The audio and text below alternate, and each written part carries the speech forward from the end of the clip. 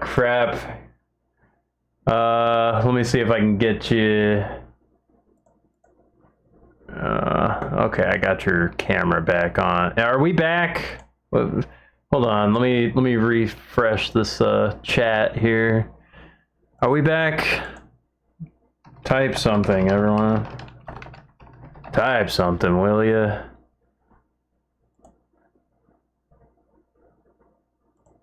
Alright, Captain Jack Farrell's here. Man, what the fuck? Alright, I'm gonna have to like patch everything together, but that's fine. Alright. That's fine. It's just one simple thing. I'm gonna have to download the VOD anyway, but it's just downloading two VODs and then sticking them together and yeah. Okay. Jugulator. Okay, we were talking about Jugulator. You probably don't want to talk about Jugulator. It's not very good. I kind of liked it. Yeah, but like in comparison to what all of the other great '90s metal, that's so much better. Like it's to me, like I the ingredients are there, and it just doesn't have the songs. They're down-tuned. I guess my thoughts of it compared to the two Tim Ripper Owens albums, and I'm just really looking at it just with the evolution of Judas Priest, where it's like, okay, some time has passed. They're down tuning a bit. I think some of the riffs are all right. You know, it has a cheesiness to it, with like it kind of has these like horror movie-esque things where it's like, hey, these are kind of bits. But Tim Ripper sounds fine. But it just, yeah, it kind of just lacks like it lacks the timelessness. It lacks like just the, but it's like, it's fine. Like if you're trying to like save Judas Priest, it's like, it's generally all right. All right, here's some words. All right, thank you, Mitch. Great album? No. No, I mean, and compared to other speed metal, like it's got the ingredients there. I'm not hating on Ripper. It's not his fault. It's just that it doesn't have any direction, and just saying, "Oh, be heavy," like they already did that with Priest. I mean, with Painkiller, it's not heavier than Painkiller. Yeah, it's sort of like it's just to me, it's a different band. It doesn't sound sound like Judas Priest. To me, Judas Priest is Halford, and no disrespect to Ripper Owens. I think that his best stuff is with Iced Earth, which I'm not even a big Iced Earth fan. But it's like I always see him as a singer in search of a better band, and he still has never found that better band. Really, I like his stuff with Yngwie the most. Like, I think, you know, but it's like, but I guess him in a band. You know, what is his he doesn't have he doesn't have an opus. Yeah. The closest one probably is that Iced Earth album, but even then, a lot of people don't like that because January 6th. But yeah, so there's a bunch of people who think that Jugulator is a underrated classic, and I don't hear it.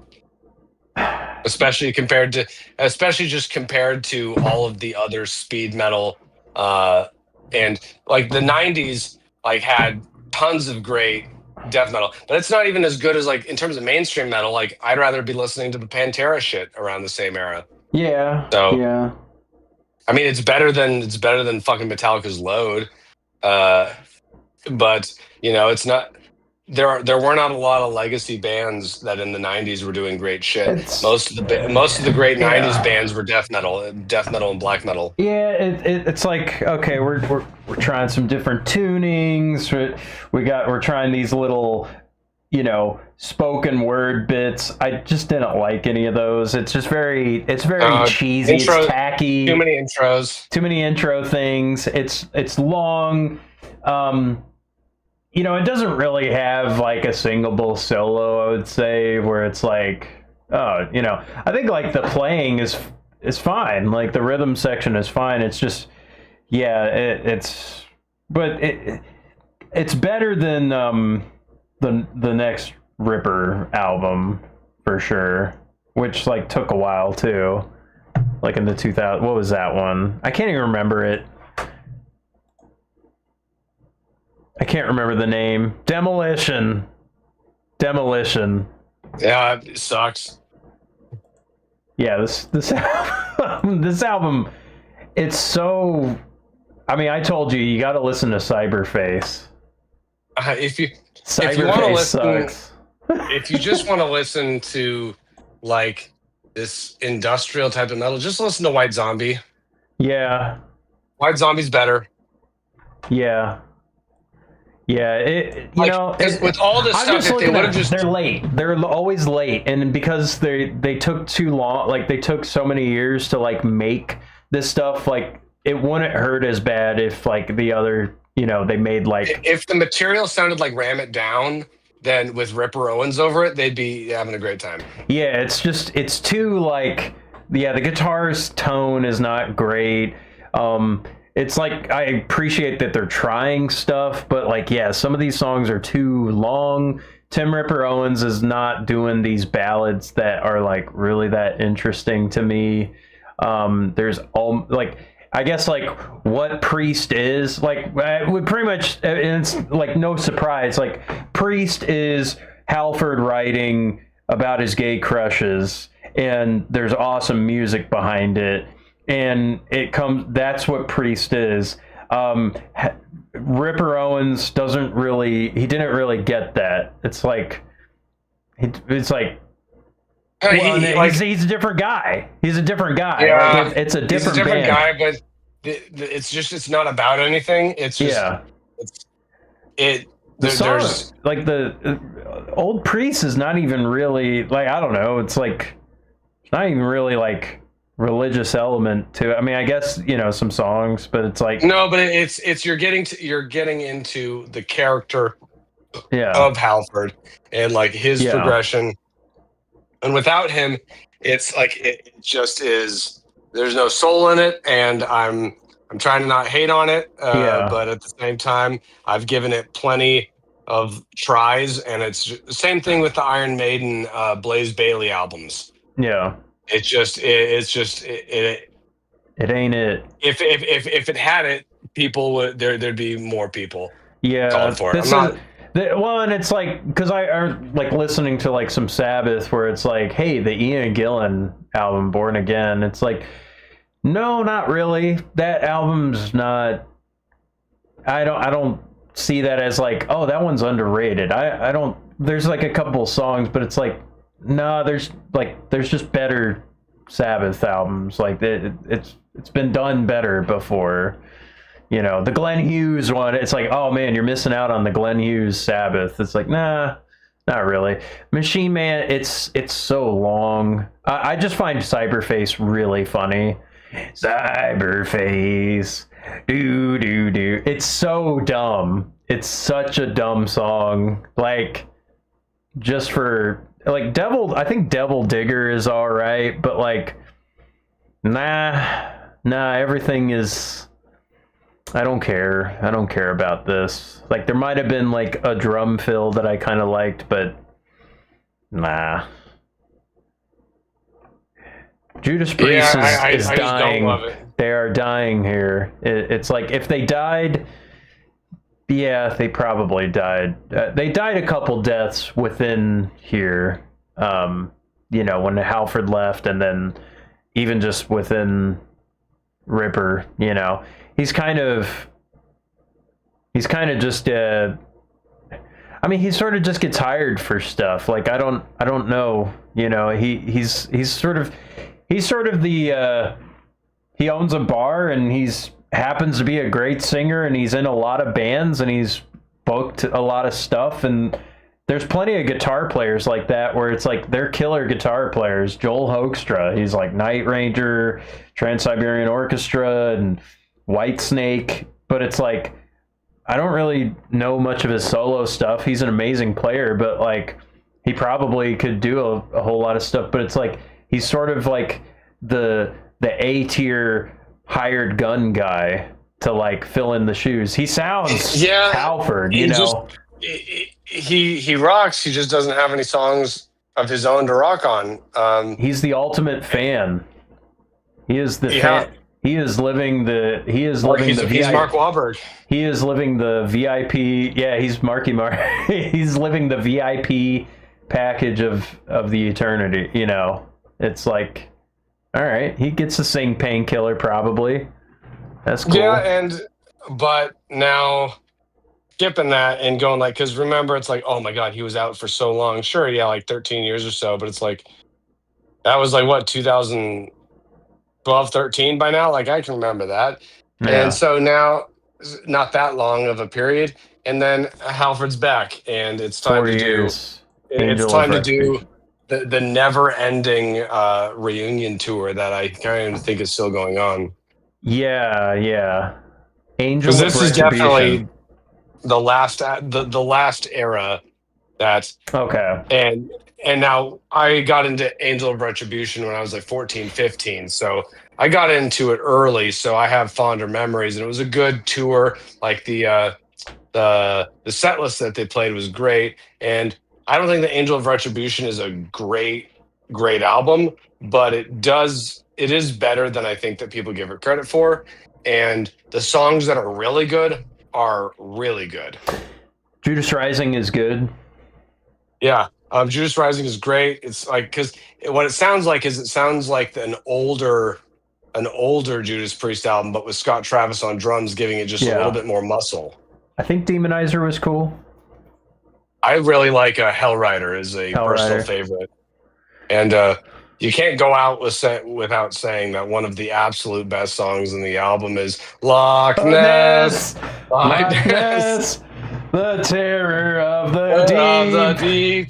People have been hating on that song for close to 20 years now, and they're right. And I'm so happy. I like that song, though. It is the longest, stupidest song. Is this song gay? I don't know. Like for the Loch Ness Monster? Giant mystery penis and Scottish lake, right. You know? Like, yeah, it's the really, terror really of the deep. No, it's man, what a big, dumb, stupid song! But it's probably better than Johnny Be Good. Yeah. It's just so funny. It's such a funny song. And sometimes I like songs because it's like everybody hates this song, and I'm like, okay, I'm ready for it. And it's like the Final Fantasy remake where people are like, oh, I hate the ghosts that like changed the game fate or whatever. And I'm like, I just started laughing when I saw that because I was like, it's so funny. It's so funny. I don't care. Like Loch Ness, this is such a funny song. The other thing about this album is that it was sort of one of the first the reunion albums. Like this was still like pre-YouTube, so it pre-social media. So we didn't yet get the giant onslaught of like reunion tours and bands coming back together to play their classic 80s albums. So it's like this was one of the first reunion albums, and I think it's still one of the more successful ones solely for the fact that it has songs worth listening to. Like that's kind of as simple as that. It has a few songs. I didn't love this album or anything. It's like, it's sort of like they're kind of now they're actually old. They're old now, and and this was 20 years ago. Well, and they have some songs that just kind of sound like they're trying to write like a song, and it kind of has like a boomer feel to it, where it's like, Revolution a little bit can be like that. But when it's really good, like Judas Rising or Hellrider, it just is that good. Yeah, it's like, oh, you still got it, not quite. It's like the old lion can still feel like a young lion every now and then. The thing that happened in this album, which some people said Loch Ness was foreshadowing for Nostradamus. And that's true. So it's like Screaming for Vengeance. It's like Electric Eye, Hellion. That's like foreshadowing for, Defenders of the Faith, side A. That should be foreshadowing for Painkiller, the entire thing. And it's like, but somehow they got the wrong idea. We got to make this musical. We got to do something different. Iron Maiden did the exact same fucking thing where they decided that every song needs to have a Saucy 4 Jack. minute long, has to have a 4. You're a mean Jazz one. on Jazz Saucy Odyssey. Jack. You know, and I think about Derek Small's comment about Saucy Jack. It's because Derek Smalls actually is the theater guy. Like in real life, he's actually the theater guy compared to like David St. Helens, Nigel Tufnell, and like he actually doesn't like the whole stuff. It's like so stupid, and he even says that in the credits. And like he's the one that's like, yeah, this rock and roll stuff is really stupid. And I'm like, you know, fuck you, Derek Smalls. And I would never say that to a Spinal Tap guy, but it's like, it's kind of true. I don't know. It's like, yeah, they wanted to make Saucy Jack, and Nostradamus, man. I think they finally did. I think Saucy Jack was released on their 2025 album. The End Can.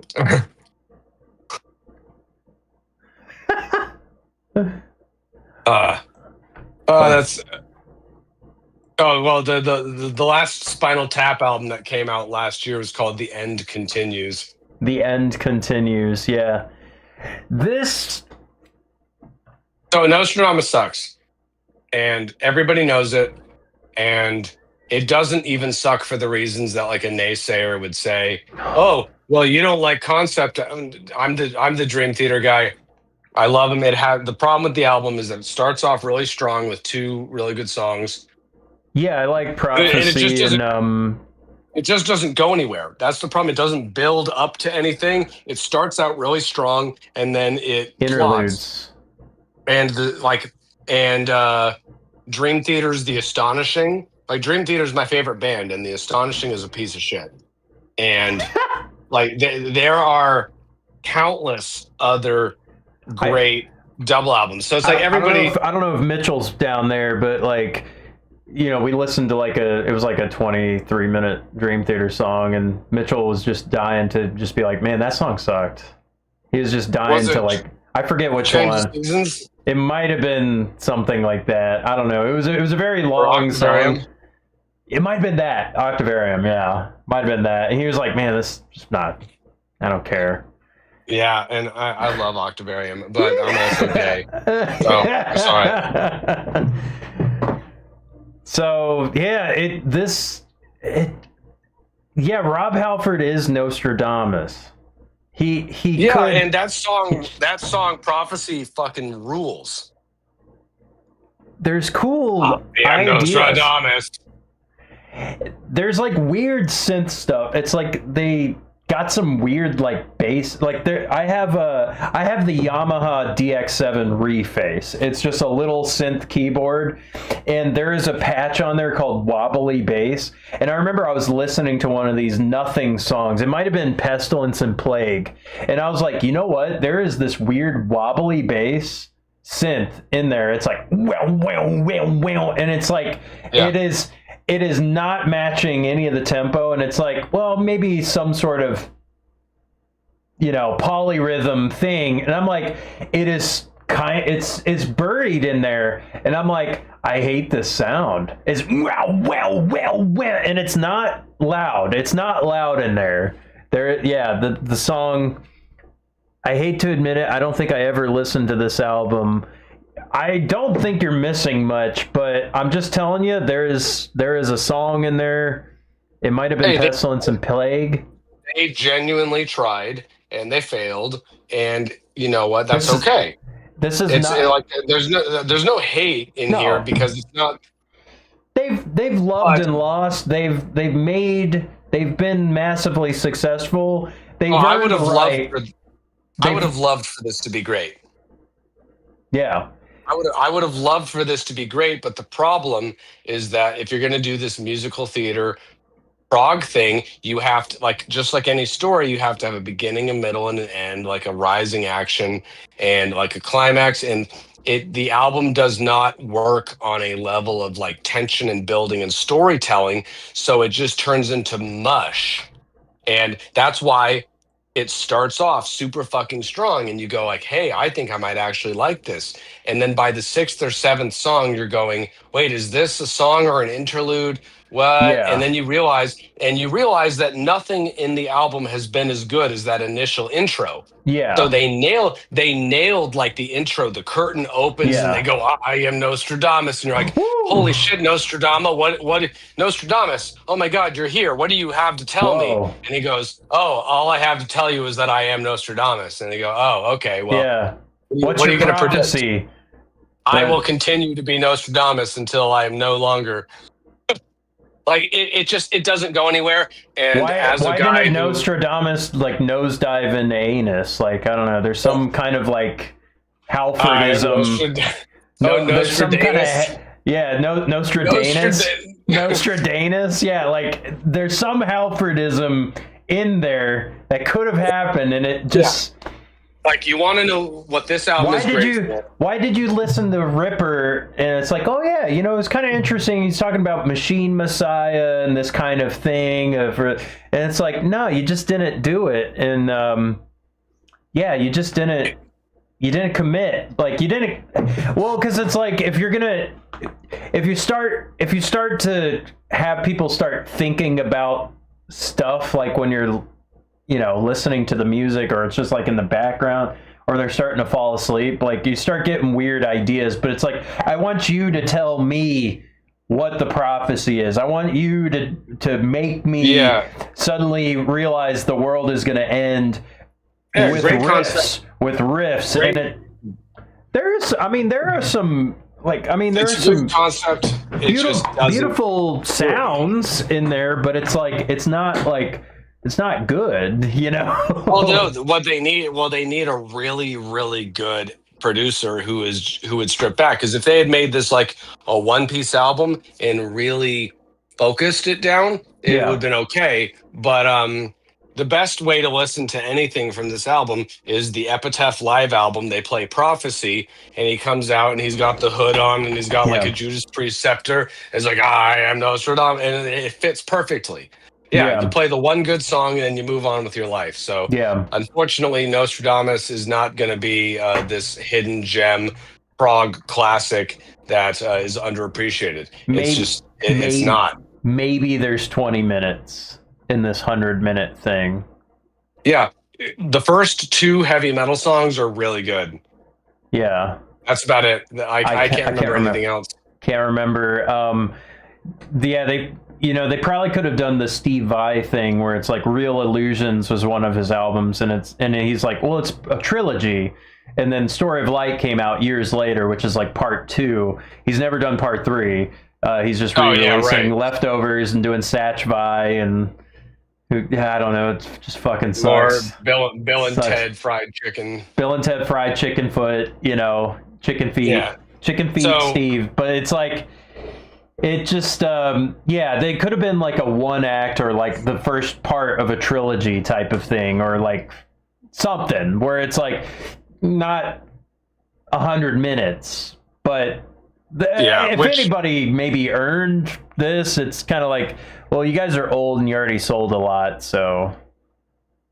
Now, moving on, correct me if I'm wrong, but I think that the next 3 albums, which are the last 3 albums realistically, you can sort of all describe in the same way, even if there's varying levels of quality, is that you can describe Redeemer of Souls, Firepower, and Invincible Shield as they start off really, really strong, and then they're just too long.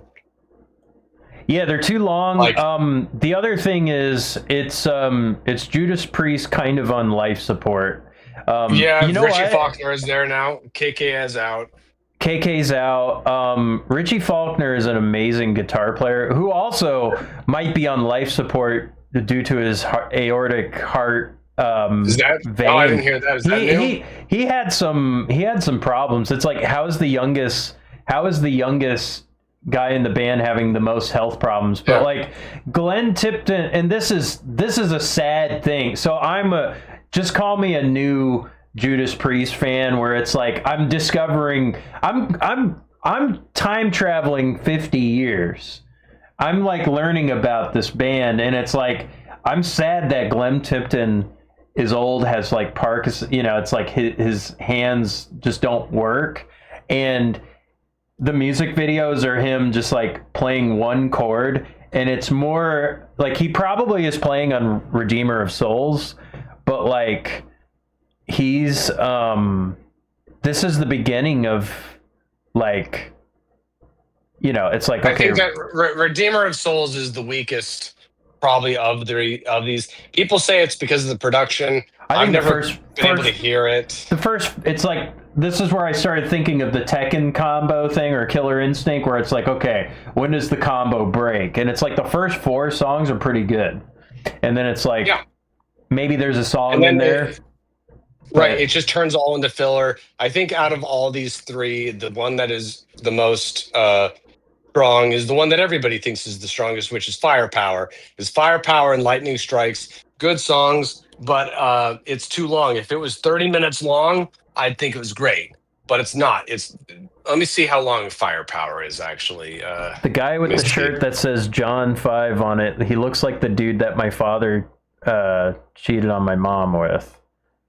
Nice. Me too. Sorry to be random. Okay. Merciful Firepower. Fate. Okay. Merciful Fate is better than Judas Priest. Okay.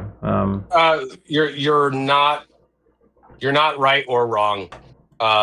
Judas Merciful Fate's 2 albums, 2 essential albums, Melissa and Don't Break the Oath, are 2 of the strongest albums in heavy metal.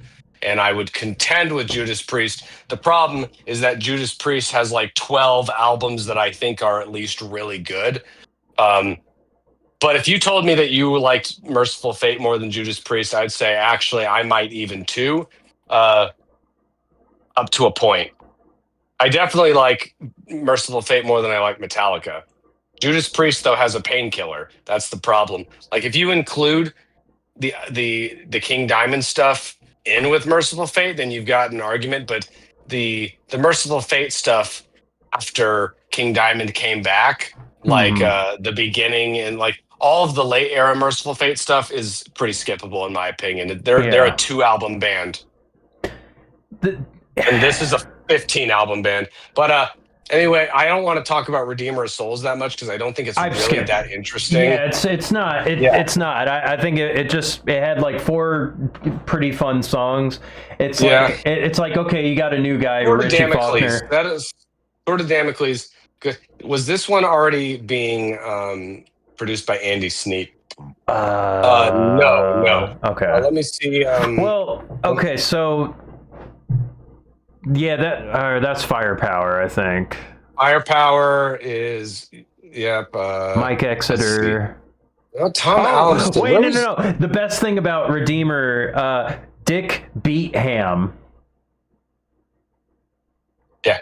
Okay, so Andy Sneap did do some of the production, engineering, mixing on Firepower, and then he joined, I believe, for Invincible Shield. And I feel sort of bad with just like flopping all these together, but it's just like they kind of all suffer from the same identity crisis. Like, okay, let's see how long is... No, it's on life support. I'm looking at this like, this is Glenn Tipton... Yeah, but not but not life support like Metal. Like these albums, like Firepower is better than. Yeah, Rob sounds great. I mean, this is better than Metallica. This is better than the last Iron Maiden stuff. It's better than the last Megadeth stuff. Yeah. But so here's the thing. I'm gonna go through like some of these run times. Okay, Sin After Sin, 40 minutes. Stained Class, 43 minutes. 43 minutes, Hell Bent for Leather, like 38 minutes. You're hearing kind of it, and then you get to even like a Painkiller. Okay, 46 minutes. Now let's get to Redeemer of Souls, 1 hour and 2 minutes. Yeah. Okay, let's get to Firepower, 58 minutes. Let's get to Invincible Shield, 52. Like the problem is that they can still good. And hey, I love a long album by somebody who can handle that sort of material.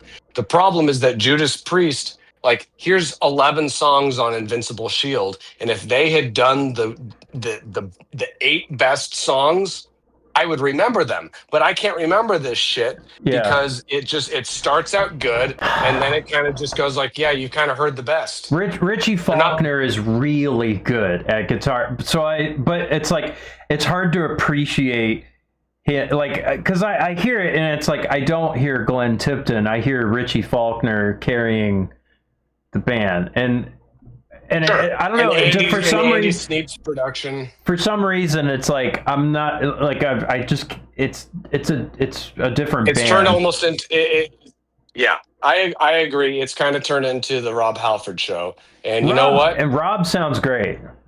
Rob sounds amazing. So that's like what's doing it. And then you still got Ian Hill and Scott Travis. So the albums sound good. It's just as albums, they're just not there. So if I was going to do anything, it's like I genuinely, and a lot of Judas Priest fans are not going to agree with me. I think that Angel of Retribution is by far the best post-reunion album as a start to finish piece of work. I think that from Nostradamus all the way to Invincible Shield, you could make a nice little playlist, and you could probably get like 40 minutes of good songs. I'm not saying that there's no bad. I'm sorry. I'm not saying that there's no good material in these albums. And there is, just they don't have a producer in there smoking a cigar saying, "All right, guys, you got to cut a couple of these."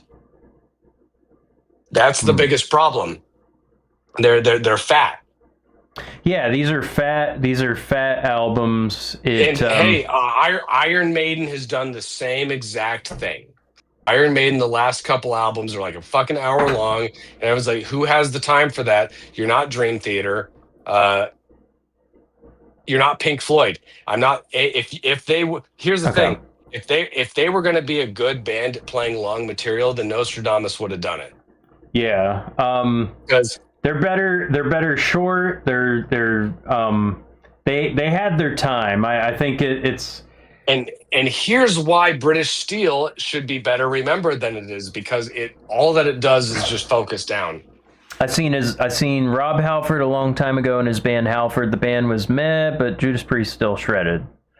Yeah, favorite, sure. Dick Dugster. I like old Priest a lot. Not heard some of the more recent stuff. My favorite is Sad Wings of Destiny. Oh, we got some Sad Wings fans. Okay. See, Dante, we do have an old. We did find an old guy. We got the old guy. Yeah. What are we talking about tonight? We're finishing up. Dante, can you read? Can you read Deep Dive Episode 2, Judas Priest? Do you see? So now we do the tier list, right? We got to talk about Invincible Shield. They got 50 years. You know? Yeah, well, but Invincible Shield sounds like the parts on Firepower that aren't as good as Firepower. I kind of, like, I phoned it in listening to it. Like, I was like, this sounds great. You know, they're doing, like, the AI visualizers. But it's like, it's Richie Faulkner playing, you know. He's really good. Glenn, he can't play. Do we talk about KK's Priest? I gave it a listen, and you go like, okay, it's fine. It's fine. I mean, he's kind of similar thing. He has a little bit more energy to him, and he's like, yeah, I'm KK. You know, if you want to, there's a lot of these like offshoot bands where members sort of make their own version of the band. Like Jeff Tate has his Queensryche. Yeah. Or there's Entombed, and then there's Entombed AD. The best one by far is Venom Inc., because it's two of the guys in Venom, and then their second singer. They did the whole Ripper Owens thing, and they went back. And the problem, the thing though, is that they're live bands. Like KK's Priest, I would totally go and see that all day long. I'd see Ripper sing through Painkiller, but I don't give a shit about their new songs. I listen to the albums and it's okay, but I don't got time in this world for okay. Yeah. Like the KK's Priest, it was what was the song? It was like on this KK's Priest. It was I'm looking it up too. I'm trying to, because there was the Ripper song that I thought was like, really cool. Hellfire Thunderbolt. Yeah, I mean, as AI just wrote you a heavy metal song. It might be, yeah. Like Yeah, and you know what? it's. That's fine. Hell breaks loose. We're in the noose. Oh, I like these. Oh, I like these AI generated Judas Priest songs. Yeah. I don't know how it Anyway, sounds. This is I think KK we got- Slider, and this is how I talk. KK Slider. I think we've got our eras down though. You've got your first beginner priest. Do we try a That's, tier list? Yeah, or at least like before you've got your eras. So the first era is Rockarola, Sad Wings of Destiny, and then Sin After Sin. Your second era is sort of maybe I don't even know if you could really call it maybe the era up until Screaming for Vengeance. Them trying to they're locking in, they're trying to get some radio play, and that's your Stained Class, Hellbent for Leather, British Steel, Point of Entry, and then you got Screaming for Vengeance all the way through Painkiller. You got your Ripper era, and then you got your never-ending 20-year-long reunion tour era. Right. So I don't know how you want to do this tier list.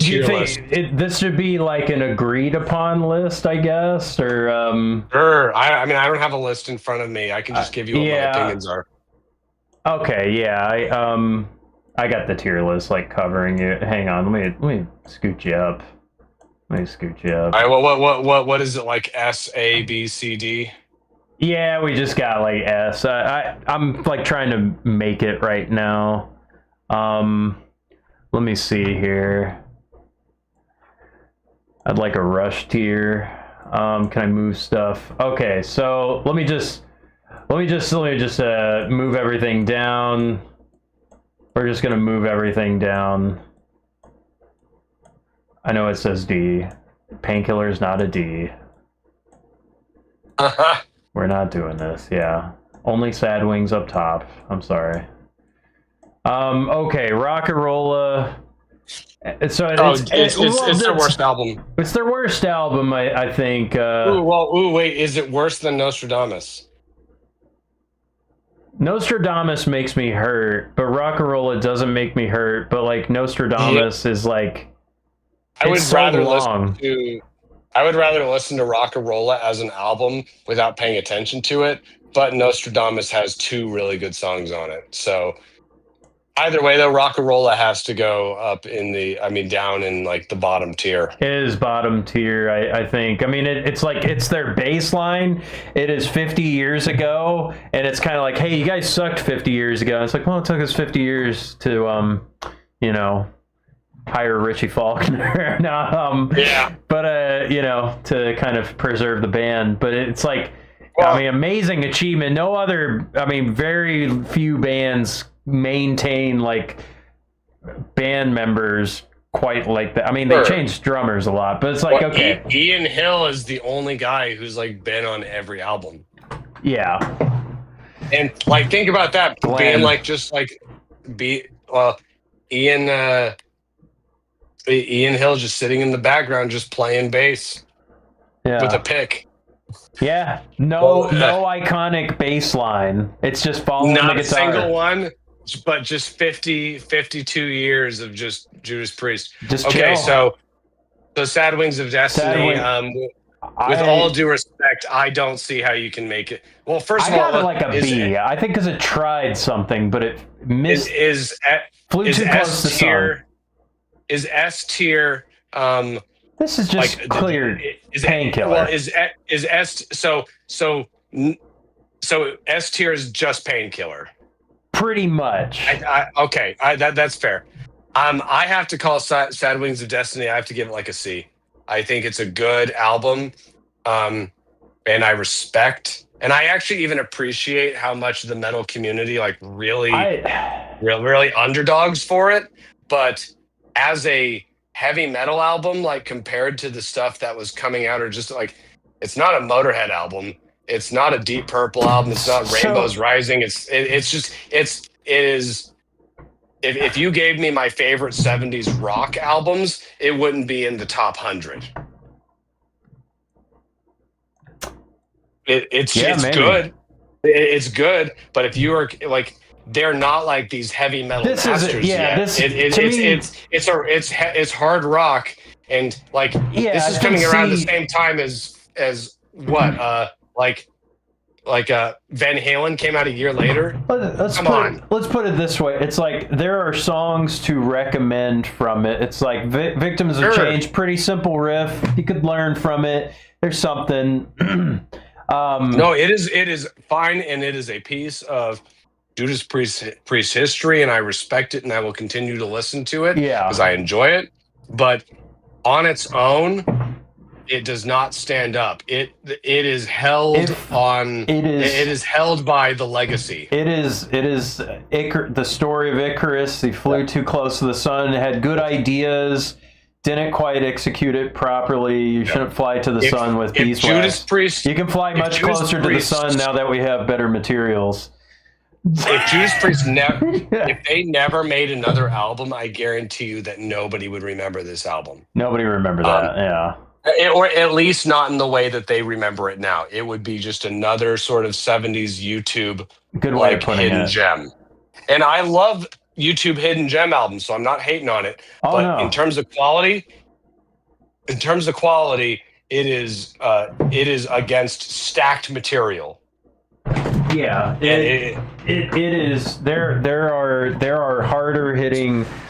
It's better albums. We're not ranking. We're not ranking potential. We're not ranking potential.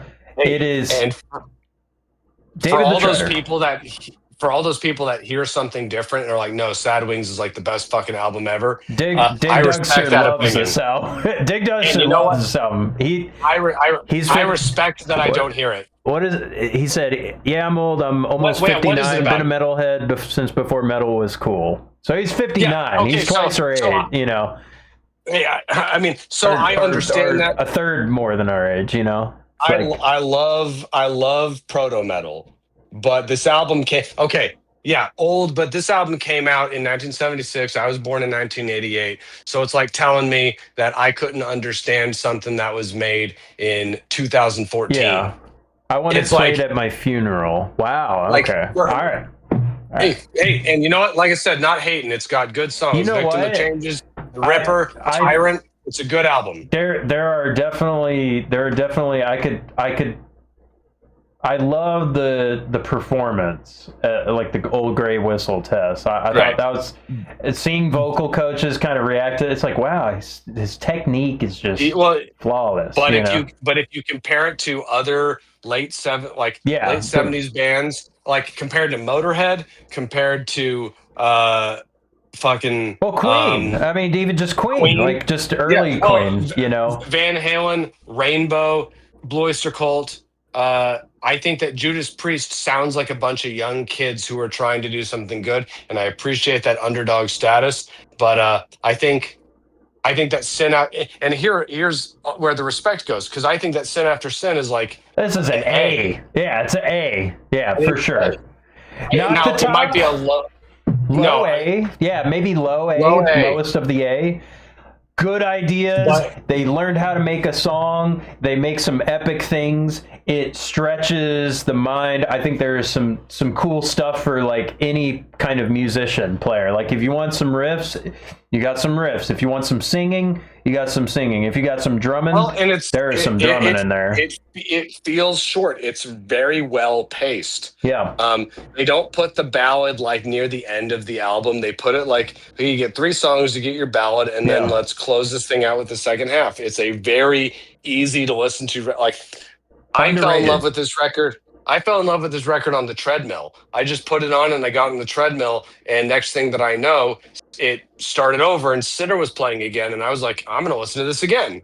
Yeah. And so that's the thing. This, out of all of the Judas Priest albums that I love, this is like the last one that I fell in love with, because I kind of just skipped over it because nobody was recommending it.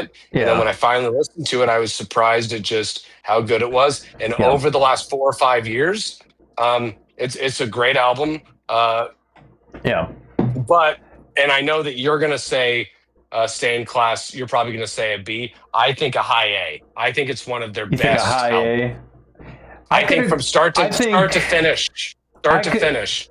I could be convinced it's a, because like the more it's something I would probably come back to, because it's like that's sort of the thing, because like you mentioned Exciter, and there's like some things in there where it's like, yeah, I would come back and listen to this. I would. There's definitely, it does not have a bad song on it. It doesn't have, and that might be what makes me rank it higher, is because it's like, does it pull me to go back and listen to it? Back then, we had couple comments. Back then, we had AM radio, and it was all over that. In fact, Victim of Change is what inspired me to learn how to play guitar. That's awesome. Oh, good. That's okay. I want my well, gravestone to be a bench where goth teens can listen to Judas Priest, cuddle, or homeless people can read the metal unscripted memo on the bench and take gnarly snooze. Okay, so that's interesting, because we don't have the AM radio phenomenon of that anymore, where we're just playing random songs. Now, I'm not saying that's not a single, but it's like Victim of Changes ain't being played now. No, it is, and it should. That would be one of those songs where it's like, listen to this, check this one out. This is a cool riff, like, and that's why if you're like a pentatonic guitar player, like you're starting to like putting together some hammer-ons and stuff. Hell yeah, get some of that. Stained Class. So Stained Class. It's like, to me, the way that dude feels about Sad Wings of Destiny, that's the way I feel about Stained Class. Like, it spoke to me as a 16-year-old. In like, what 16-year-old in 2006 is listening to Stained Class? It's like that everybody's listening to Painkiller. That's what got young people into Judas Priest. And then going backwards is when we were like, oh, these songs are really good. Okay. So Stained Class is a personal favorite. Let's start getting some stuff. So Killing Machine, I'll just kind of throw on like B. It's like kind of solid. I think it's a C or a D tier. C or D. As a full start to finish album, I think it's got 3 excellent songs, and better then than I can't Sad remember the Wings. rest. Better than Sad Wings, I think. I don't know. Maybe. I don't think so. Sad Wings is just like, since it's earlier, it just kind of like, and I know it's like potential, not really ranking potential, but it's like Sad Wings, it gives me like, there is just that youthful kind of thing of just like, they were young. Wasn't that cool? But I think that I will say that with Killing Machine, I think that I think that the things that it does the best were perfected on British Steel. British Steel, I'll give it a B. I think British Steel is a very high B. I think, but Killing Machine, put it where you want it. But whenever I listen to Killing Machine or Hellbent for Leather, whichever one you want to call it, I am listening to the first 3 songs. And let me see. The first 4 songs. Delivering the Goods, great. Rock Forever is good. Evening Star, really good. Hellbent for Leather, really good. The rest of it, it's fine. Actually, Running Wild's very good. Which actually, if there's anybody in the chat who is a real metalhead, the band Running Wild is a fucking sick pirate power metal band that got their name from that song. So maybe of the 3, it's kind of like Stained Class, British Steel second, and then Killing Machine maybe. Oh, Killing Machine is easily the weakest album to me outside of Rock and Roll here. All right. Point of entry is D. It is. I mean, I would even put it lower. I don't know. I'm not going to put it. I can't put it on C. I don't think that Point of Entry is any worse than Hellbent for Leather. I don't think it's great, but I think that Heading Out to the Highway and Desert Plains are great songs, and the rest of it is fine. Yeah. You Say Yes is shit, but You I don't say yes. I don't think it's that. I don't think it's that offensive though. That's the It's only not. song that It just that is that song. the You Say stinker of Yes me. is it. Yeah, You Say Yes. I think that Judas Priest only has like 3 or 4 really bad songs, and You Say Yes is one of them. Yeah. It just Well, yeah, if you put it on D, I wouldn't. I won't be upset anywhere that you put Point of Entry because I'm just going to add the 2 or 3 songs that I right. like to It's my just playlist. well, yeah. I mean, it's just like it's got one song. I guess on that token, it's like C tier is does it have 1 or 2 songs? Yeah, and Basically. to me, same with Hellbent for Leather. So that's why you could put it where you want it. But I to guess me, it's in that same era. yeah. Screaming. Whereas with Sad Wings of Destiny, at least with Sad Wings of Destiny, I want to listen to it as a start to finish experience. And that's where I would put Sad Wings at least a B. Like it has more than 2 songs. Okay, I'll agree then. I'll British Steel, totally like make somewhere. that capitulation. I mean, somewhere in the British Steel, it's like these two. I think British Steel. It's like for punk, it's like, hey, you got it. I think they knocked it out of the park with Breaking the Law. There's not too much. Like they got some hooks. There's no frills to it. So it's like it's a B. You're getting a bacon cheeseburger out of this. You're not getting. Okay. You know. I think you said something that I agree with, so I will capitulate and say that Sad Wings of Destiny, the whole is greater than the parts. I think that as a start to finish album, I will listen to the whole album without skipping anything, even the parts that I don't like that much. But with Hellbent for Leather and with Point of Entry, Skipping, just no question. I'm skipping the parts that I don't like, but I am going to listen to those 2 or 3 songs that I really like. Yeah. Way more often than I'm going to listen to Bad Wings of Destiny as a full album. Yeah. But this is an album tier list, not a CDR. Sure. And and it's like but British Steel I think is very underrated. I think it deserves to be high B. Well, and it's like Sad Wings, it's like I'm going to be thinking about Sad Wings more than the song Hellbent for Leather. Well, and even if I were autistically fixated on Hellbent for Leather, I'm not. Like it's just Well, and here's something also about British Steel. Am I going to pretend? Am I going to be the stupid guy who sees Judas Priest live and is upset that they're playing 5 of the anthemic British Steel songs and they're only playing 1 or 2 Sin After Sin songs? Like, no, Sin After Sin is obviously more of an album type of album. British Steel is obviously anthem, like arena rock.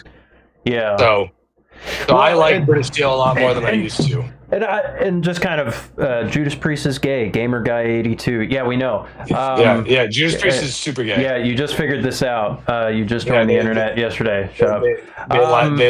They like men. We know. Jawbreaker. Jawbreaker. I would agree that skipping a lot of songs on some of those, but Sad Wings is a total album. Like, don't worry too much. We have to do a tier list of what is the our favorite. Like Lizard was Jason's most listened to like album from King Crimson, and it's like his S tier. Okay, so Lizard by King Crimson is far better than Sad Wings of Destiny. It is. But okay, so after this tier list, we'll have to finish off with what is like the gay. Oh, the gay tier. The gay tier list. Yeah. Okay, just for you, Gamer Guy. Right. Just for you, Gamer Guy 82. Gay-82. Right, we got the tier list just for you. Okay. Screaming for Vengeance is an A. Yes. Screaming for Vengeance is an A. Absolutely. There's nothing to say about it. Strong A. Almost to the point.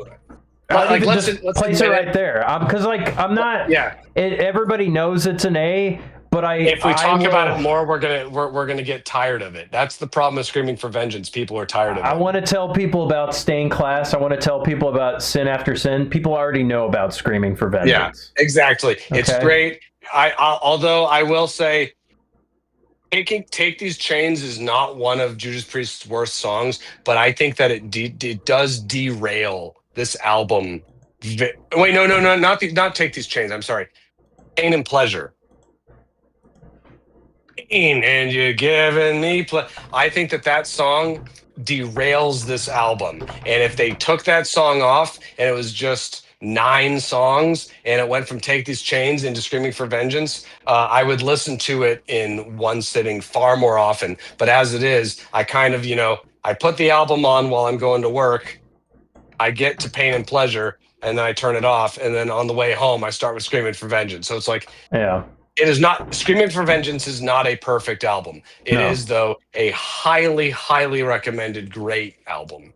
And I will also say it's probably, I think that this would be fair to say for some of the older metalheads, I believe that it is sort of the end of the new wave of British heavy metal, because after this is thrash, Metallica, Megadeth, Slayer. So it's like, this is which is why Defenders of the Faith is so cool that they stepped it up in such a big way, because if they didn't step it up and just kind of did another kind of lo-fi metal album, I don't think that they would have survived. I think that would have been their painkiller. But Defenders of the Faith is weird because the first half of the album is S and the second half of the album to me is C. I wouldn't call the end that bad for me. It's not bad. It's just in comparison to how good the first half is. Yes, that is true. And it's kind of just like, but because the first half is so good, I guess it's like, it is the highest A, but I just added a tier. I added SS Painkiller. I'm just going to call it an S. I don't know. I don't think you can. I think that in terms of an album, Sin After Sin from start to finish is a better album, even though the material on Defenders of the Faith on the first half is better. I think that Stained Class is a better album from start to finish. However, once again, the first half of Defenders is better. It is among the great albums that they have. It totally is, and that's why this is such a hard tier list. Yeah, because it sounds like it sounds like I'm throwing shade, and I'm not trying to. It's like that second half. I guess if you're being because it's like I'm kind of like thinking too. It's like there are some weak songs on it, and like I would skip those songs probably on a re-listen. If the second half was as good as the first half, this would be one of the absolute best heavy metal albums of all time. And as it stands, it is one of the great heavy metal albums of all time. Does that make sense? Wait, say that again. It's like this is not one of the greatest heavy metal albums of all time, but it is one of the great heavy metal albums. This is where, I mean, like I said before, it's like they become a contender. It's like, oh, it's on your radar now. And it's like, oh, this is, hey, they're better. The only one of those bands that was heavier was Slayer. They are heavier than Judas. They are heavier than Megadeth. They are heavier than Metallica, Testament. All the thrash bands, like the Sentinel, slays those. Yeah, it's awesome. So you can put it in A. I would say that's fair. I think it's a A. This is where it's like, oh wow, like you could have weak songs, but then be like, whoa, this is the best band ever. This is gonna like create. I forgive a lot. This will convert people. Like this is like you will become a fanatic through this. Okay, so I do agree. I think that it is so strong in the first half that even though the second half is not bad, it's actually quite good, but it's mid. That first half is so good that I'm going to be listening to it for the rest of my life. Stained Class is okay. Beyond the Realms of Death is about it for me. Eat Me Alive, heads are going to roll. Spider. Some heads are going to roll is always banging, super rich. I just like that it's a stupid song. I like that Judas Priest writes stupid, fun, awesome songs like that. The chorus is just the name title. We're just going to kind of do, like, there's not much to kind of, like, get metalheads kind of like, all right, that's pretty cool, All right, Turbo. I want to know what you think. Man, so I think it's not, like, it's It's a positive sounding album. It's backloaded for me. Turbo Lover, I think it's growing on me. It is not my favorite. It's got some cool music videos. Like I love the aesthetic of it. It's goofy sounds. I put it in a B. It's like not the best. I think that's fair. My personal preference. I think that from start to finish, it's probably a better album than Defenders of the Faith. But the first 4 songs on Defenders of the Faith absolutely smoke it. Yeah. So I think that a B tier is fine, because I will admit that, like, Private Property, Parental Guidance, Rock You Around the World, I like it more than I like most Judas Priest filler. But I think that this album is nowhere near as bad as people say it is. By the way, so for those in the chat, we are this is our tier list. Now, you might have your own. I really would like comments of how wrong we are, how wrong Jason is, especially. Not me, because I have feelings. I might quit streaming. No, but it's I'm not wrong. It's I'm absolutely right in this list. Infallible. But Turbo Lover, it's like because I love this perspective. It's like Dig Dugster, he loves Sad Wings. He would put Turbo C at best. There's like one song, not even A. What? Not even A? Well, okay, well. Well, we're kind of negotiating. We're kind of negotiating, which Jason might have a trouble with. I know he's like, look, I'm gonna put it A. Like Jason's list might be A, but like me, I might put it C. But it's like here's the thing about Turbo. I think it tried something. Here's the thing about Turbo that people misunderstand. They think that it's so different from the other albums, and it's not. Their songwriting is the filler songs in particular. Like, you can't tell me that Private Property, Parental Guidance, Rock You All Around the World are any different than the filler tracks that are on Killing Machine. They're no different from some of the stuff from the second half of Defenders of the Faith. What I'm talking about when I'm talking about an album is not just these individual songs. It is the listening experience from beginning to end, and how that sort of 3-course meal actually feels. So Defenders of the Faith is like what happens when you eat the absolute best cheeseburger of your life and then the waiter farts in your face. It's still the best cheeseburger in your life, but you go like, you could have saved the fart. Turbo is not the best cheeseburger in my life, but nobody farts in my face. It's a late bloomer for me. Defenders of the Faith is Mike Tyson. The first 6 rounds, he is the most dangerous man in the world. And let's be clear, I'm not comparing Turbo. Like, I just compared the Defenders of the Faith material to like Megadeth and Metallica and that stuff. I'm not comparing Turbo to those metal bands. I'm comparing it to the pop metal bands of the time. I would rather listen to Turbo than Def Leppard or Poison or Rat or Motley Crue any fucking day. So to me, it's not that different. And in terms of the actual songs that are really good, Turbo Lover's great, Locked In is great, Out in the Cold's great, Reckless could have been on Defenders of the Faith, and it would have been better than half the material. I like seeing the comments. Hell nah. Turbo Lover's a good example of what happened to heavy metal in the 80s. It was the beginning of the end. But it's like, I guess like even after the end, they didn't die. They made Painkiller, which is like this is the resurrection story of just like. So this is Zoomer bullshit. Zoomer, millennial bullshit, whatever, like backtracking their own headcanon as to what heavy metal was. Heavy metal was just a way for dudes to make money. These were still rock stars that the metal elitism sort of thing of like black metal didn't start until the late 80s. Most of these dudes were trying to be rock stars and were trying to not have to get a regular job. So it's like, the death of like true metal. No, that's like a fucking Norwegian black metal thing where dudes are shooting themselves in the head for true metal. Yeah. This stuff, like if you even listen to churches, Venom, because if you listen to Venom, which is the first black metal band. They're like, yeah, we did this so we could make money. It turns out that if you shoot each other, you go to jail and you don't make any money. So, and now, granted, I love that true heavy metal, death of heavy. I love that shit. Judas Priest is before my time.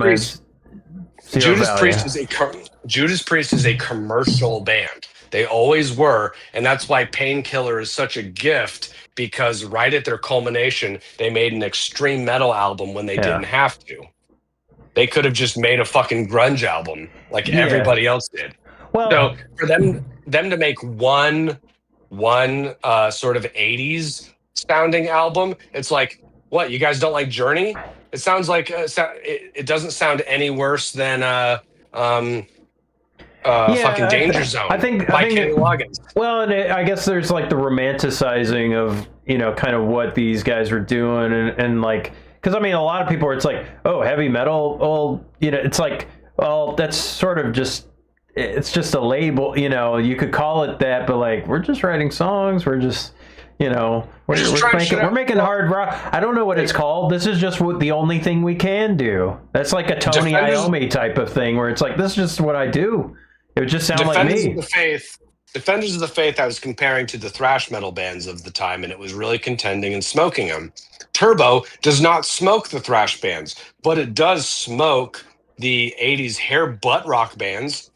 I like Stan Bush better than all of Turbo and like Vince DiCola, but like Anthrax?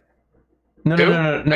Stan Bush, you know, Transformers, The Touch, like Dare. Like, I like that better than all of Turbo, but like Vince DiCola, like Rocky Four soundtrack. I like talking about. Well, no, I'm just like, if I were to compare Turbo with an 80s sound of like stuff. You're right. It's totally more like a Europe sort of thing. Well, and like, but it's like, I guess like, if you know, it's like, I don't know, Final Countdown, it's like I look at Europe like a 70s band that kind of was in the 80s, and because they got like the organ, but it's like they have their own thing. But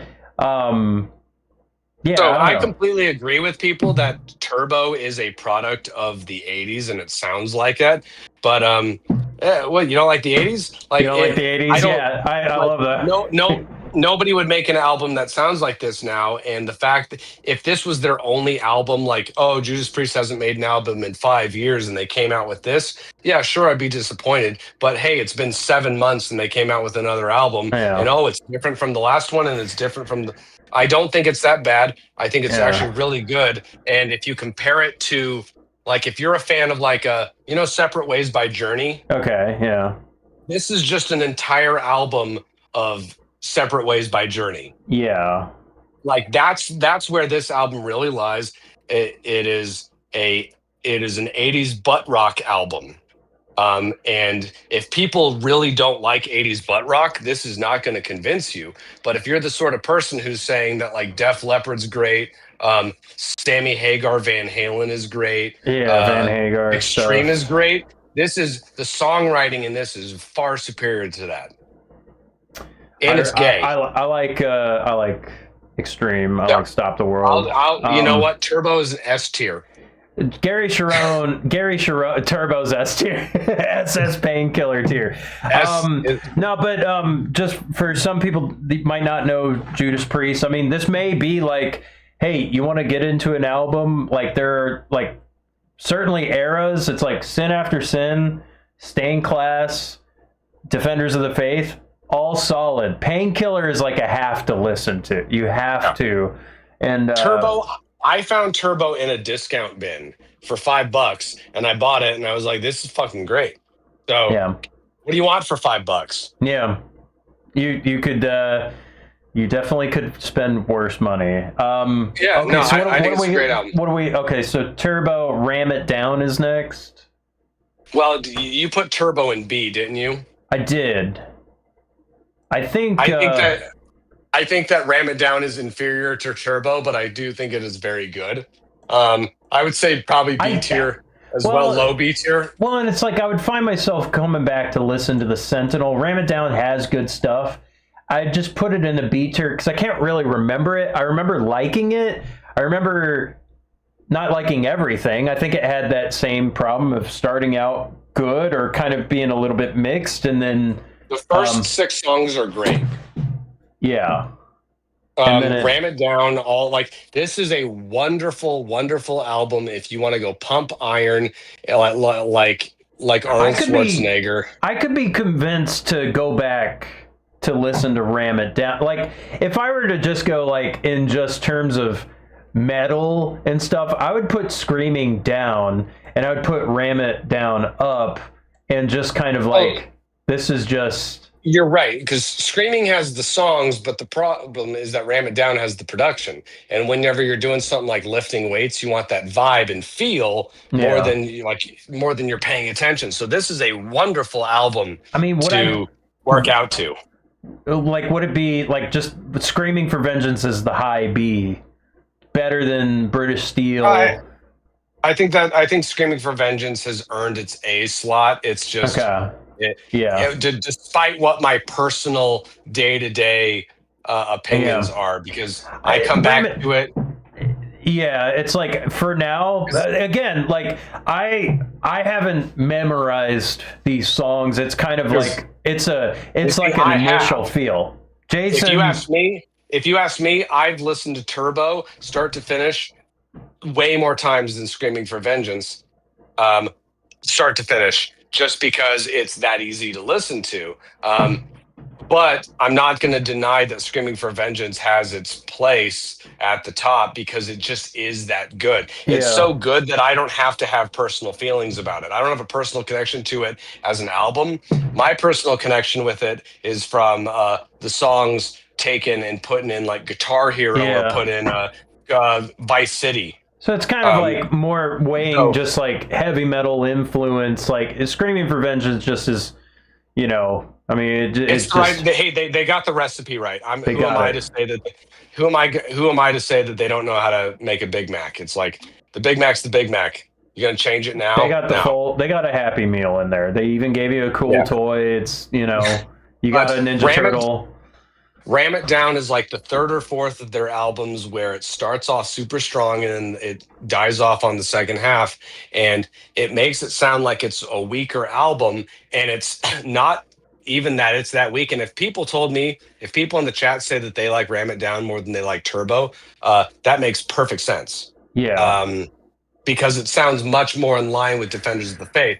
The material is weaker than Defenders of the Faith, but it's sort of here's what you need to do. If you took the first half of Defenders of the Faith from Free Will Burnin' all the way down to the Sentinel, and then you put on the first 6 songs of Ram It Down, you would have the second best Judas Priest album. Yeah, it would be Painkiller tier, But they didn't. So so I think low B, I only just because I listen to it all the time. I really like it, but that just is what it is. Not as like memorable in the sense of just. And remember, these are as albums. These aren't as like pick your top 2 or 3 songs. Yeah. Okay. So Painkiller, obviously, double S. Painkiller. There's nothing to talk about. It is the perfect.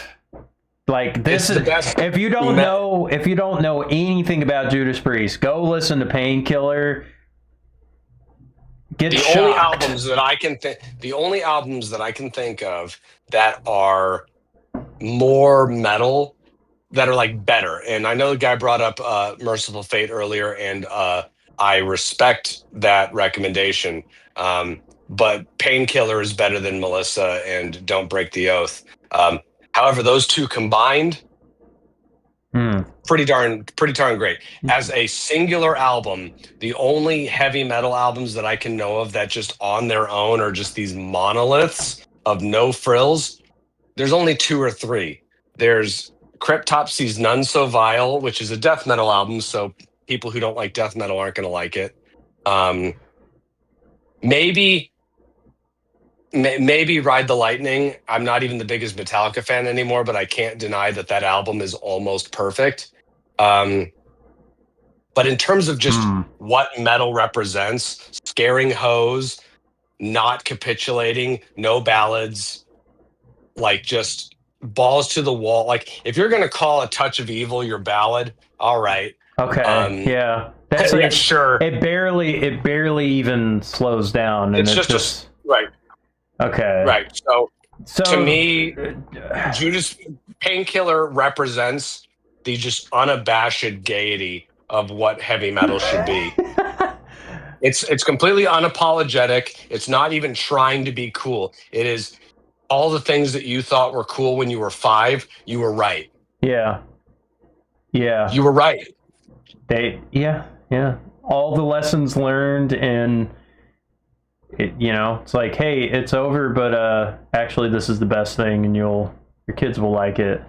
Yeah, but also it's the fact that it starts out with that drum solo. It is so antagonistically heavy that it bombards. There's no like quiet little intro where it like builds. No, it is a middle finger, but the middle finger is actually an erect penis, and it's just it is just the ram it down fist up your ass. Right. It is. Yeah, it's the sort of thing where you go, it is the prolapsed asshole spewing out of the screaming for vengeance. So unapologetically metal. It is the Tarkus tank riding over your dick. It is the ram it down fist plunging in your ass, plunging a British steel blade out of your ass. It's a bunch of dudes walking into a gay bar and seeing 2 dudes fuck each other in the ass and going, huh, hey, that's gay. And you're like, yes, that is exactly what it is. Yeah. That is exactly what that is. It is the most unapologetically metal album of all time, and it deserves its place. Oh, the other album I said Cryptopsy's None So Vile. Slayer's Rain and Blood. Rain and Blood is pretty darn close. But that's another discussion. Okay. Jugulator. I don't care about Jugulator and Demolition. I'd put in D. I don't give a fuck. Yeah, it's Demolition is a D. It's a D. Jugulator. It just. Yeah, I really don't have much for that one. Yeah, as an album, it's like. Everything you said was, hey, it has a moment here or there. It's moments, and I can't even remember it much. But it's like the stuff I remember is the stuff I thought was kind of cringe about it, and I'm just like, yeah, it should be great. It's got the ingredients, but I don't care because it doesn't pull it off. And you know what? And I when I first listened to Jugulator, I was like, I like this, right? Because it has the ingredients. Yeah, it has the sound. So it's like I recommend. There's a band called Striker with an album called Eyes in the Night. Way better. Butchers, 666, Goats Carry My Chariot. There are a million bands who are taking the speed metal flag and waving it that are far better than what Judas Priest was doing in the 90s. Yeah. And then, so Demolition happened. Angel of Retribution. I put this in it does have Loch Ness. I mean, so how can you not put it in S? Loch S. I think that if you put it... Loch S, the painkiller is Where did we put where did we put Point of Entry and Hell Bent for Leather? It's C. It's it's got a few songs. It's long. I don't think it's reaching for greatt's.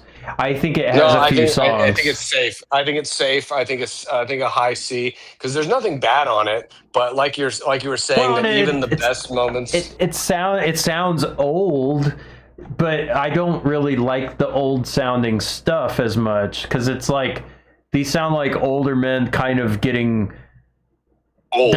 It's like, well, I got a garage band going. It's like, I got a.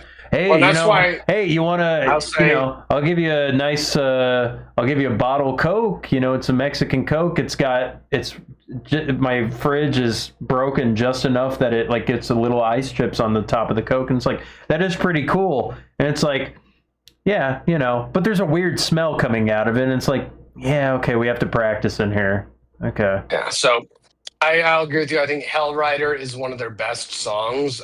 It's just a but yeah, a C I is fine. I only really like Loch Ness from Loch that Ness. one. Loch Ness is a great song. I just like Okay, Loch Ness. so Nostradamus is a very easy like whatever like This is F tier. oh man, we're gonna the N tier.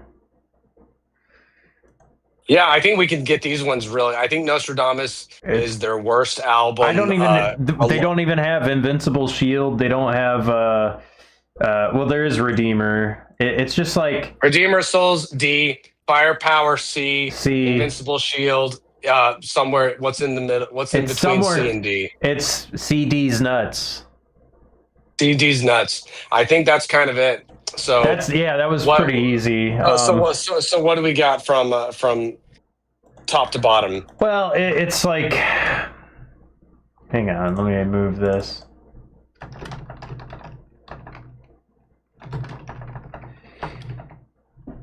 Well, Painkiller's the best. A tier is Sin After Sin, Stained Class, Screaming for Vengeance, Defenders of the Faith. These are strong recommendations. They really hit for greatness, and I think that like made them a much better band for making these albums. The metal world is blessed for having the A tier. Our B tier is British Steel, Turbo, Sad Wings, Ram It Down. I think they had a vision, and I think they achieved it on some of this. And there's a sound that is like, but there is a imbalanceness, or there is a staleness to just something is missing in some of these, where it's like British Steel, no solos, it's not progressive, but they got the songwriting, it's got a punk attitude, it's easy, you can recommend that to a beginner metalhead to learn on guitar, stuff like that. Sad Wings, it's got Victim of Changes, it's got some songs. But I just don't think the songs are there. There's not the beginning, middle, and end to some of these songs. It's not gay enough. It's like it's Queen did it better in some ways, but there is a nostalgia there that, you know, maybe there's something potential in there that just the unsayable. Turbo, it's got backloaded stuff, it's got a cool sound. Maybe it's too departed from the sounder, but it's like it's not I don't think so. I like it. Compared to what compared to Point of Entry? Point of Entry is just so phoned in, though. I would put it. So that's what I mean.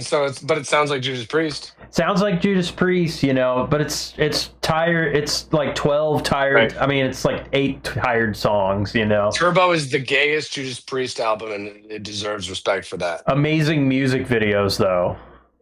Ram It Down, strong start. Really, upgraded drums. It's a thick, veiny penis of an album. It just, I don't know. I need to give it another listen, maybe. But I know it's better. I know it's better than some of these other things. I know it's better than Point of Entry. I know it's better than Firepower. I know it's better than Angel of Retribution. Hellbent for I know it's better than that. Well, just because it has a couple better songs. That's all you need. It's something that would stretch my brain if I wanted to learn some of this stuff. It's like, that's also the other element too. It's like, is this going to make me a better musician? Angel of Retribution, Hellbent, Point of Entry, Firepower. It's like, these are all C for different reasons. 1 or 2 songs. Loch Ness, it can't carry the whole album.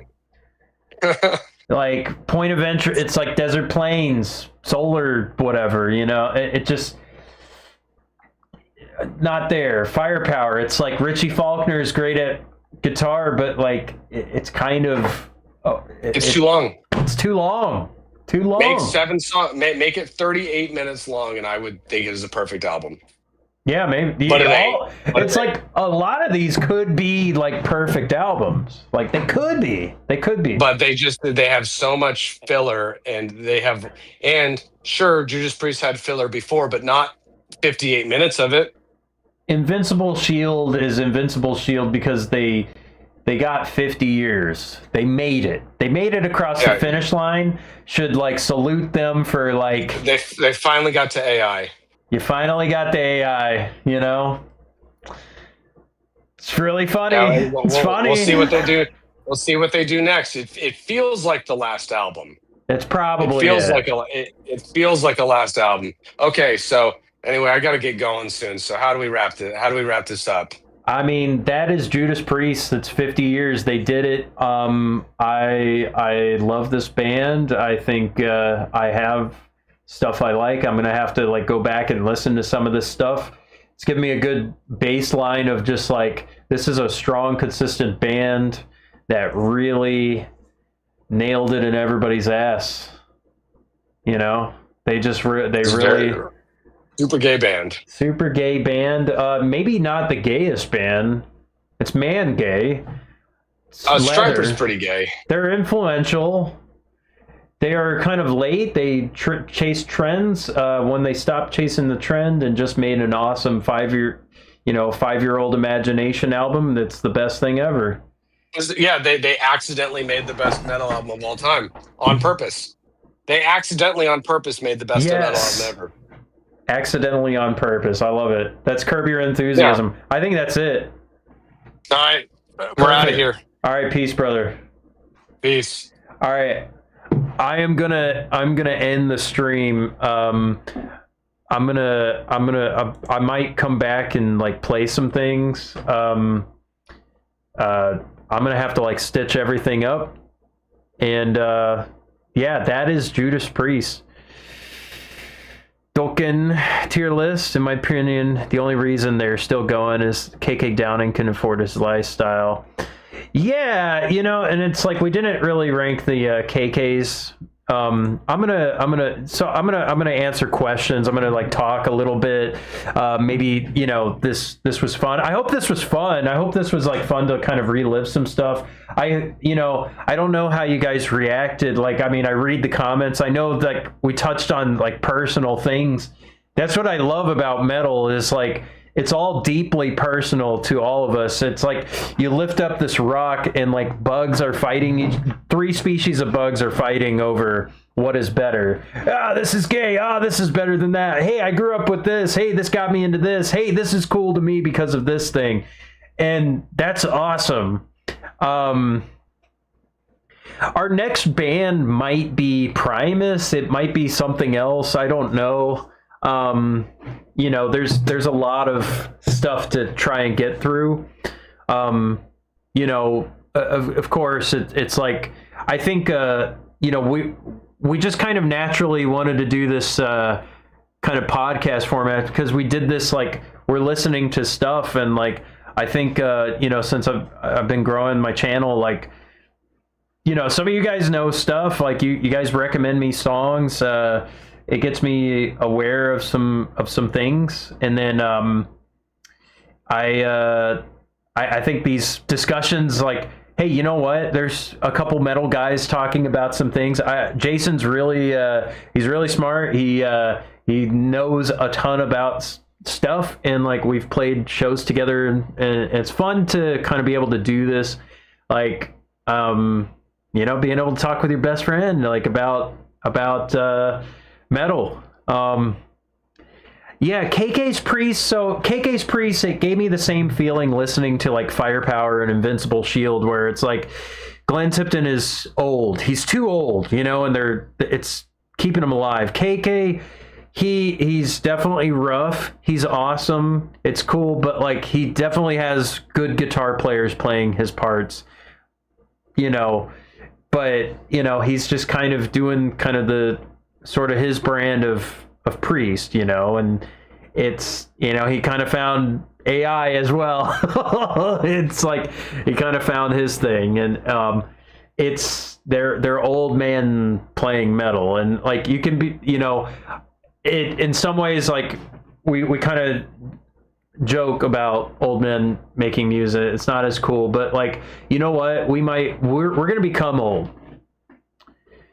Glenn is still a better guitar player. I mean, maybe in like the solos he did, I think KK, I think he's in better health right now, but like, but it's also like, I'm happy they're playing, because that'll be me one day. That'll be me one day. And I hope I get to do this for a long time. I want to play music. I hope I can take it further than what I've done before. You know what I mean?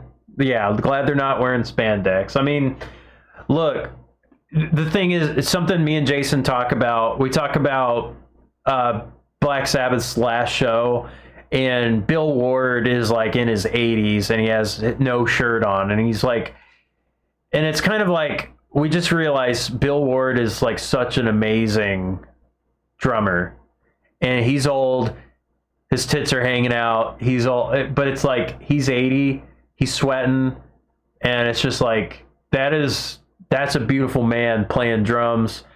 He's making metal, and it's like, I want no shame in just like doing that.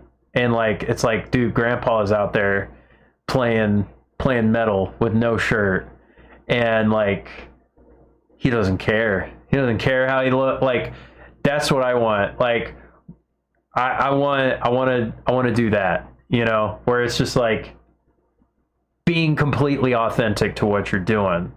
That's kind of what metal means to me, where it's like you are completely authentically expressing an intense, powerful emotion through sound, and hopefully, you know, you inspire people to continue, because it's like, this life is tough. People are fucking killing each other, and this is a time we get to just kind of have this big party, big gay party. I don't know. But it's like, look, it's fun. It's fun. We get to play this music. It's such a cool opportunity. You know, not many times you get to have fun in life. You know, there's many times it's like, oh, we got to do work. We got to, you know, jokes aside, we're going to do this. And like, I was talking with a friend today, I was like, no, jokes never aside. It's like, this is such a great opportunity. We get to do, like, we get to play this. I remember I was doing a gig. I joined a group for a bit. I was trying to help somebody launch their album. And I was practicing at the drummer's house. He was an older guy, and he had a really nice sound system and a really cool theater setup.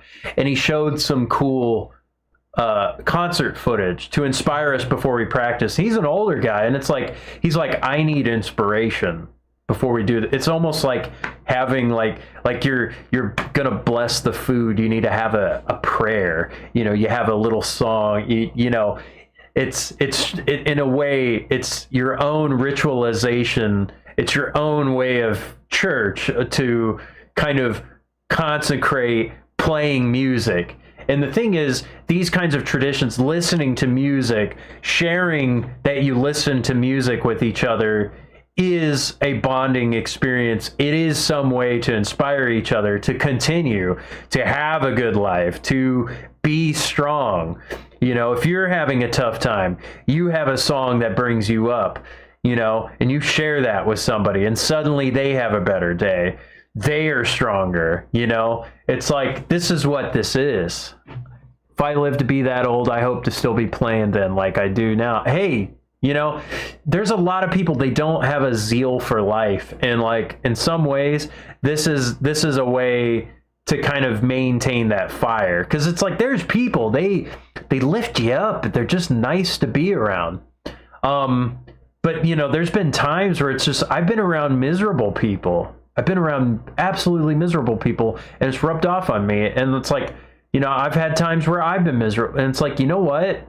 I got to stop that. Like, I got to have, you know, I got to really change this paradigm. And it's like, you know, hell, by now Bill Ward is paying for his great grandkids' college education. Yeah, I don't know. But it's like, man, listening to Bill Ward, it's just like listening to those old Sabbath records. It's like, Billboard's amazing. I love him. He's present throughout the entire thing. He's always playing. It's always something interesting, and it's like it's I don't know. It's like just to be able to like regain or like get a new feeling of like excitement for music is something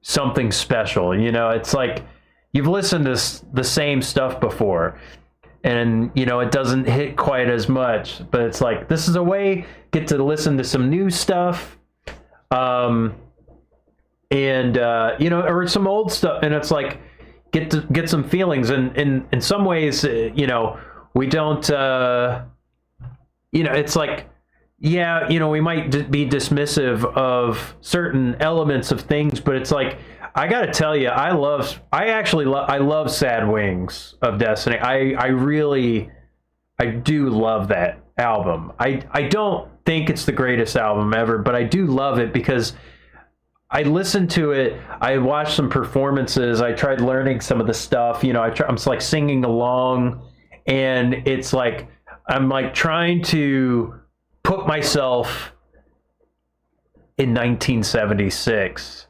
You know, because it's like I don't know.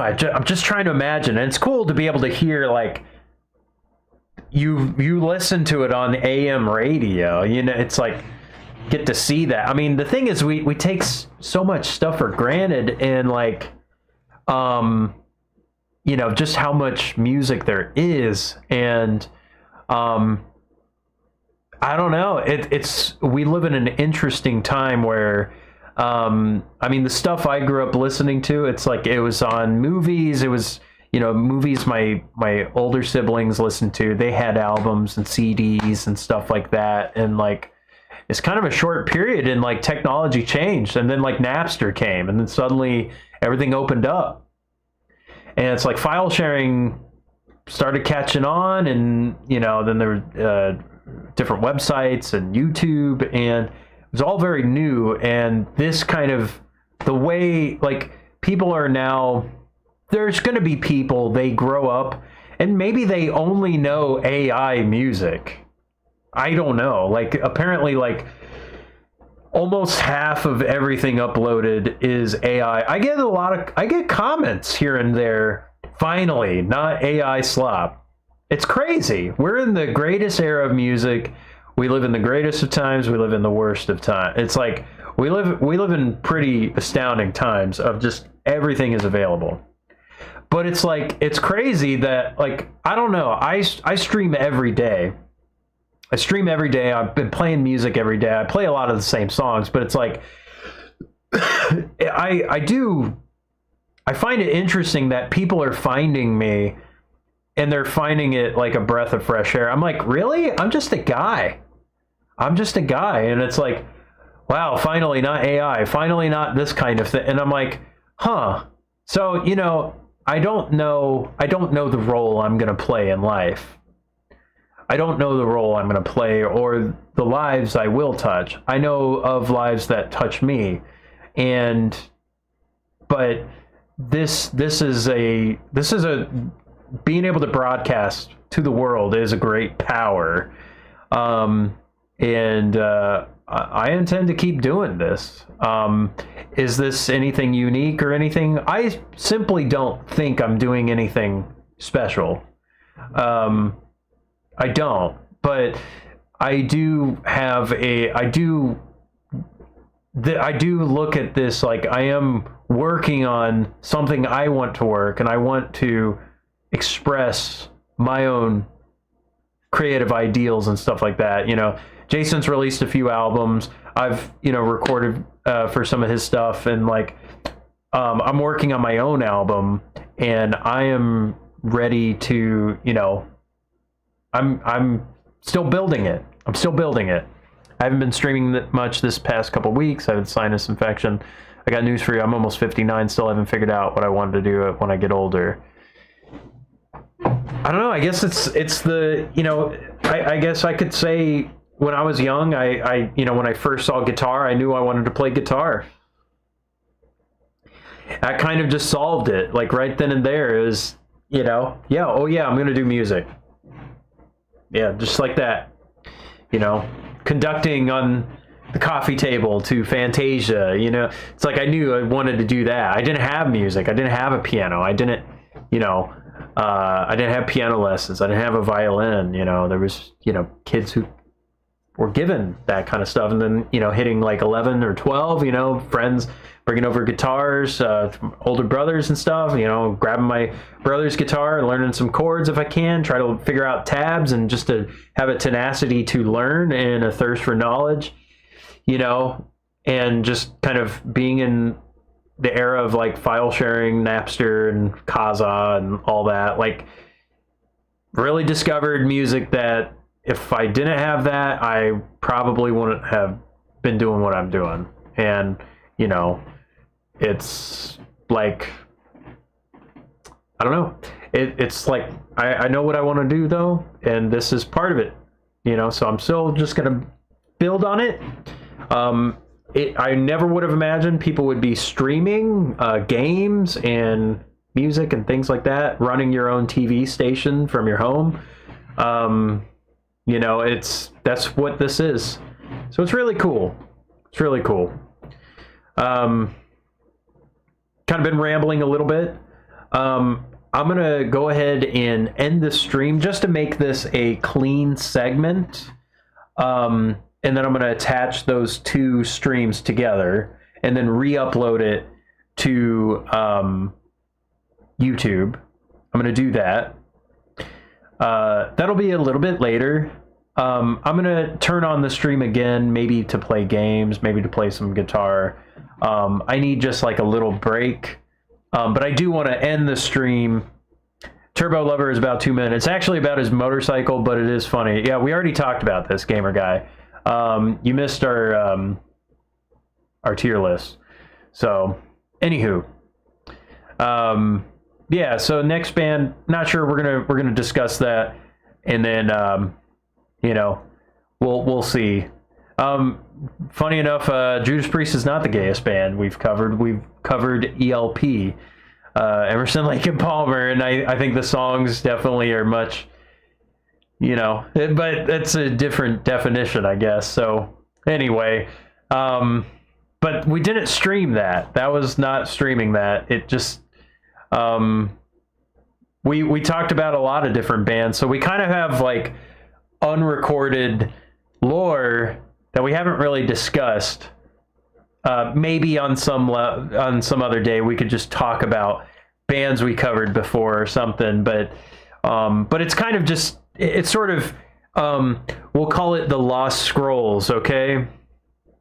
We'll call it the Lost Scrolls. Like, we never recorded it. It's just, it's unrecorded discussions about what we think. So we're going to kind of filter it in. Like, I talk about Yes, I talk about King Crimson, Captain Beyond, and, some of these, Led Zeppelin. We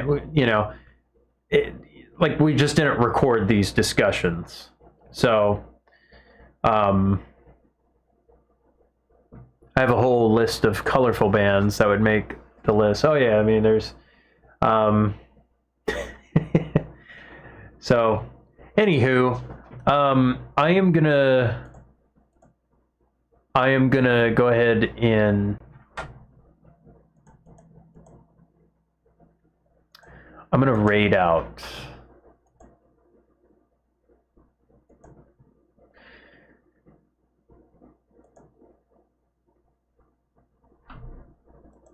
or end this. Zappa is my favorite band. Oh yeah, we got to do Zappa. Zappa's like the final boss. It's like the final boss.